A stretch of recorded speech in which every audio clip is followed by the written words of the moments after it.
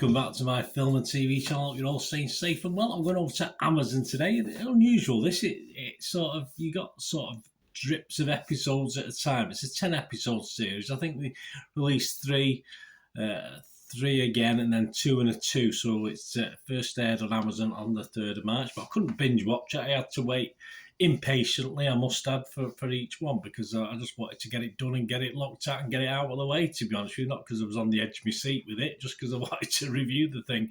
Anyway, we're going to have a look at Daisy Jones and the Six today. Please, if you are new to the channel, push that subscribe on, push the bell notifications. Great to have you on board. Everything film and TV, of course, including drama reviews, film reviews, information blogs, the odd quiz thrown in from time to time on special occasions. And if you are pushing buttons, or you've already pushed that button, give us a little like button, that little thumbs up button. I'm trying to get about 15 likes, at maximum, please, at least 10 to 15 likes for these vlogs. So if you can do that, it's not a big target. If you can help me towards that, it'd be much appreciated. Right, Daisy Jones and the Six. A miniseries based on the 10 episodes. The miniseries is 4 to 5, isn't it? Based on the book of the same name, written by Taylor Jenkins Reid. Consists of 10 episodes, and loosely, supposed to be loosely, but it's very loosely based on Fleetwood Mac, of course, this thing. There's a lot of connections with that, but you will take that with a pinch of salt. And it's presented in a documentary style, including background interviews with the band. And yes, it is a fictional story, so it's told as a documentary, but obviously then you get the sort of like a docudrama, if you like, it would call them these days.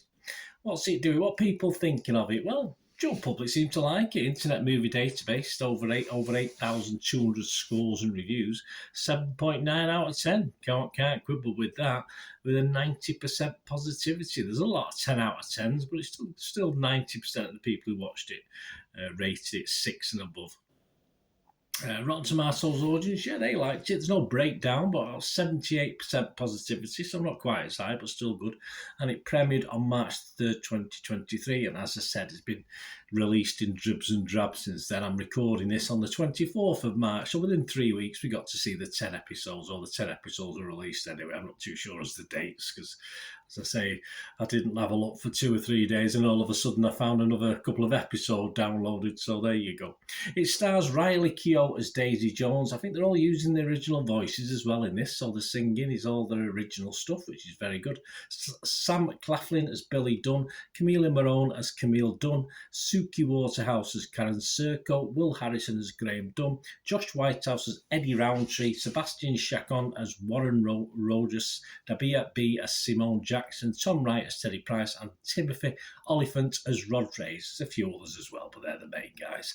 Rotten Tomatoes critics. What about the critics? Well, they're positive as well. 71% positivity. Average rating of 6.7 out of 10 based on 92 critics. So all well and good, seemingly, isn't it? Okay, the website's consensus says Daisy Jones and the Six comes up short at evoking the rock star credentials that were implied on the page, but the lively duet of Riley Keough and Sam Claflin give this adaptation enough verve to occasionally bring the house down. Yes, I think I'd agree with that occasional thing for this 10 episodic feature.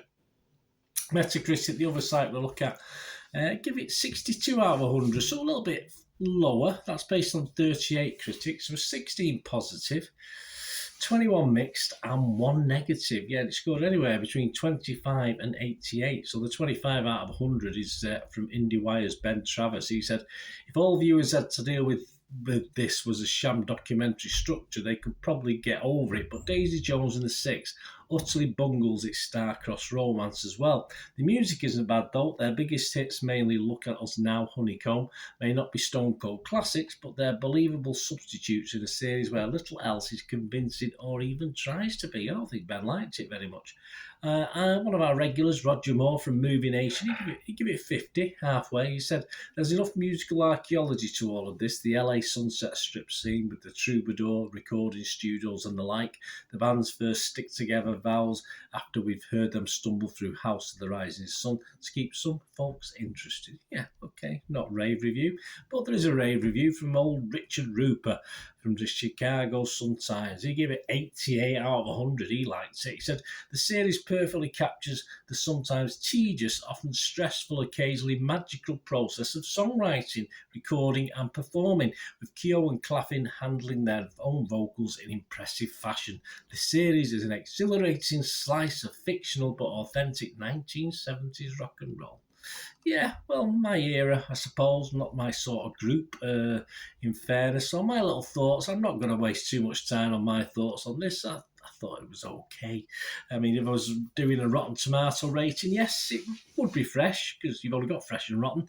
If I was doing a Metacritic positivity, mixed or negative, just into the positive. I was playing with mixed, but no, I will give it positive. And I've given it, if old IMDB asked me for my score, which they do from time to time, and I say I have no time to do it, Internet Movie Database, I'd give it 6 out of 10, which is my basic watchable score.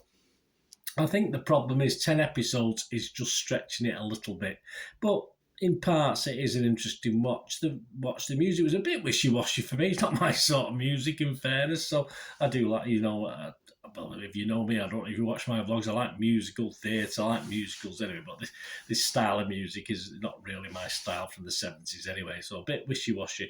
But the story played out well, some good investable characters that you sort of knew were going to fall apart and get back together again and fall apart. It's just one of those typical dramas. But it does run a little bit out of steam at times, and the storylines, for most part, are not exactly edge of the seat drama. It's a family drama without anything too. I think the last episode was possibly the best, as I say, but it does drag on just a little bit. And as I said, it wasn't helped by the fact I couldn't binge watch it. I watched it over the space of 3 weeks, piecemeal. 2 episodes here, an episode there, so that didn't sit well with me. But let's say it's not one of those thinking, oh, I can't wait for the next one or anything like that. It's okay. I like most of it, but that's all really. That's all I can say. I think if you talk a mini series, I think if they stuck this as a 4 or 5, all right, at pinch 6 episode mini series, it would have worked a little bit better for me. Just a bit too long winded. Let me know what you think, guys. Anyway, great to hear from you. But I say, not a disaster. It was okay. It was okay for a musical, biographical type drama based on a group that never existed. But they did it very well. It made you believe they did exist, in fairness, apart from some of the crowd scenes at some of the stadium gigs they did or whatever. Anyway, thanks for watching, guys. Let me know what you think. It'd be great to hear from you. Until we meet again, that's one thing, don't I? Please stay safe, everyone. Bye for now.